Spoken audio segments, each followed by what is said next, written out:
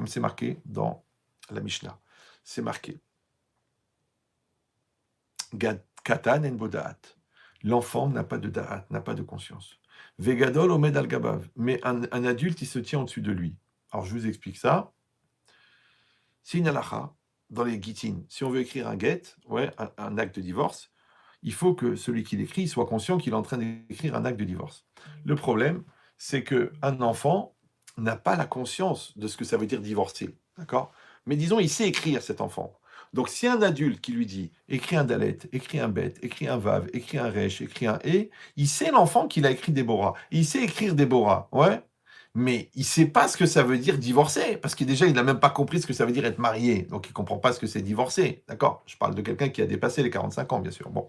Donc, Katan en bodaat. Donc, l'enfant, il n'a pas de conscience, il n'a pas de maturité. Aval gadol omel al gabav, mais il y a un grand au-dessus de lui, d'accord, qui va lui dicter quoi faire. Donc, en fait, c'est l'adulte qui va servir de conscience à l'enfant qui n'en a pas. C'est clair ? Voilà. Maintenant, moi, je me suis permis une fantaisie intellectuelle. Au lieu de dire qu'on parle d'un enfant A et d'un adulte B, je dis que l'enfant, c'est A et B dans la même personne. L'enfant et l'adulte, il est dans la même personne. C'est que dans chaque personne, il y a un enfant, il y a celui, c'est-à-dire on dit en français, celui qui fait l'enfant, celui qui veut pas se maîtriser, celui qui veut se laisser aller, celui qui est saoulé, celui qui n'a pas les nerfs, celui qui n'a pas envie de réfléchir. Et il y a un gadol au-dessus de lui, d'accord, qui lui dit, oh, oh, oh, oh, qu'est-ce que tu es en train de faire là ? Qu'est-ce que tu es en train de faire ?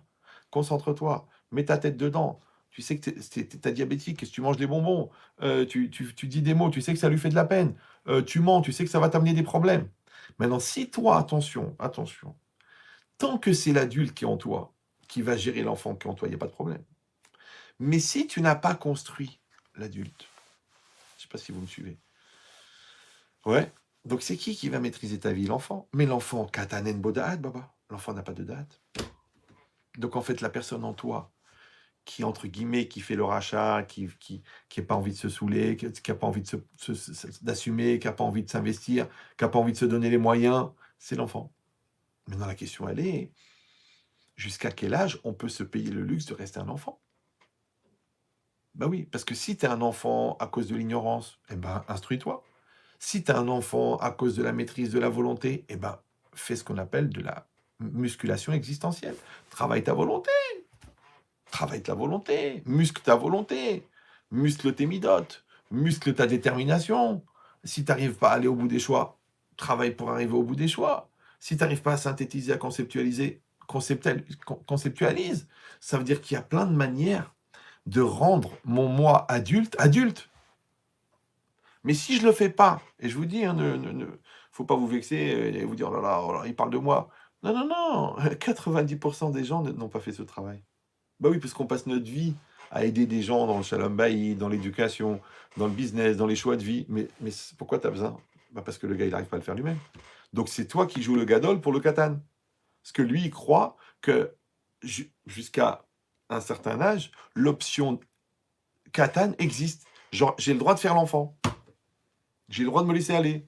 J'ai le droit de pas me prendre la tête. J'ai le droit de pas assumer. Tu as le droit de faire ça ? Ah bon ? Ok. Alors attention. La liberté, ça existe, c'est donné à tout le monde. Mais c'est quoi la liberté ? La liberté, c'est de faire des choix et de les assumer. Donc si tu n'assumes pas ton choix, tu n'es pas libre. Bah oui, parce que quand tu fais les choix qui t'arrangent, ça s'appelle pas des choix, ça. Ça s'appelle des tendances. Et une tendance, elle ne t'appartient pas. Puisque c'est une pulsion qui vient de l'intérieur. De qui ? De ta nature.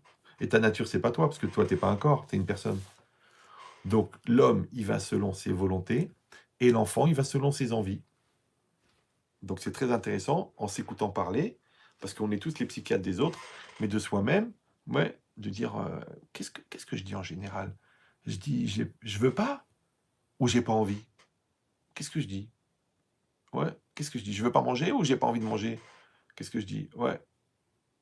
J'ai pas envie de faire la prière ou j'ai pas envie de faire Shabbat ou je veux pas faire Shabbat ?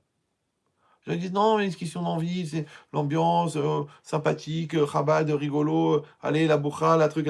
Ah, mais ça, c'est autre chose, ça c'est un repas, c'est pas une misva. C'est une ambiance. Ouais, mais qu'est-ce que tu veux, toi ? Toi, tu veux une volonté. L'expression d'une volonté, c'est-à-dire l'expression de la partie adulte qui est en toi. Il dit maintenant, réfléchis bien. La réalité, encore une fois, c'est un appareillage.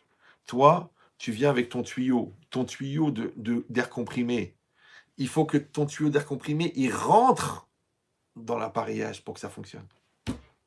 Exactement pareil que si vous avez déjà vu ça 1 million de fois dans la rue, il y a un compresseur dans la rue, c'est le gars, il a un marteau-piqueur. Comment il fonctionne le marteau-piqueur? Eh ben, il y a le marteau-piqueur, il a un piston à l'intérieur. Le piston, il se déplace avec quoi? Avec l'air comprimé. L'air comprimé, il vient où? Du compresseur. Maintenant, si toi, tu as le marteau-piqueur et tu as le compresseur, mais tu n'as pas le tuyau qui va entre les deux. Donc, ton air comprimé, il vient. Ouais, enfin, ton air comprimé, il sort de la machine, mais il n'arrive pas au marteau-piqueur. Alors, on dit en français, je n'arrive pas à me réaliser, je n'arrive pas au bout de mes projets, j'arrive pas à finaliser mes choix. Pourquoi? Parce que l'air comprimé, il n'arrive pas au marteau-piqueur. Alors, où il est l'air? C'est ça l'idée. L'idée, c'est que si la jonction, elle n'est pas claire entre le compresseur et le marteau-piqueur, ça explose. Ouais. Si la jonction n'est pas claire entre toi et ton projet, ça explose. Si la jonction n'est pas claire entre toi et ta femme, ça explose. Mais qu'est-ce qui explose? Eh bien, l'air comprimé. Et c'est ça le paradoxe. C'est qu'on a besoin de la volonté pour faire avancer la machine, mais on a besoin de la coordination pour pas que ça explose. Alors, vous savez comment s'appelle la coordination en hébreu? Vous parlez hébreu, non? Oui. Ça s'appelle le shalom. C'est ça, shalom. Les gens ils croient shalom, c'est-à-dire shalom, shalom, le marana shalom, Baruch Hashem, shalom Arshav. Non! Le shalom en hébreu, ça veut dire shalem. Shalem, c'est complet. Donc, quand toi et le système, vous êtes ensemble, anachnu beshalom. Ouais, ça veut dire que le système, il est shalem. D'accord?